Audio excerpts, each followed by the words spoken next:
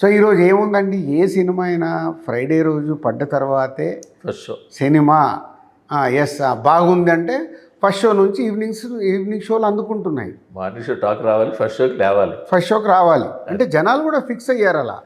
సరే ఎందుకురా బాబు morning show talk వచ్చిన తర్వాతే ఫిక్స్ అవుదామని. ఇప్పుడు ప్రతి ప్రొడ్యూసర్కి it's a big challenge. Friday morning show ఒకప్పుడు మనం అనేవాళ్ళం ఫ్రైడే మార్నింగ్ షో సినిమా పడ్డాక డిసైడ్ అవుతుంది, సినిమా పడ్డాకటి. ఇప్పుడు కూడా అదే, ఫ్రైడే మార్నింగ్ షో పడ్డ తర్వాత రెవెన్యూ డిసైడ్ అవుతుంది. ఫ్రైడే మార్నింగ్ షో టాక్ జనాలు డిసైడ్ అవ్వలేకపోతున్నారు. ఫస్ట్ షో కలెక్షన్ చూస్తే ప్రొడ్యూసర్ డిసైడ్ అవుతాడు. అంతే అంతే. అంటే మాకున్న ఎక్స్పీరియన్స్తో ఏమవుతుంది, మంచి సినిమా అనుకో ఫ్రైడే మార్నింగ్ షో కాగానే ఆటోమేటిక్గా బుకింగ్లో తేడా కనిపిస్తుంది. ఈవినింగ్ షోలకు వచ్చేవరకు సెకండ్ షోస్ ఫుల్స్ అవుతున్నాయి. ఇది ఒకప్పుడు కూడా ఉందండి, ఇప్పుడే కాదు ఇది. ఒకప్పుడు కూడా మనం హిస్టరీలో వెనకకెళ్తే నువ్వే కావాలి సినిమా ఉంది. ఎలా పికప్ అయింది ఆ రోజుల్లో?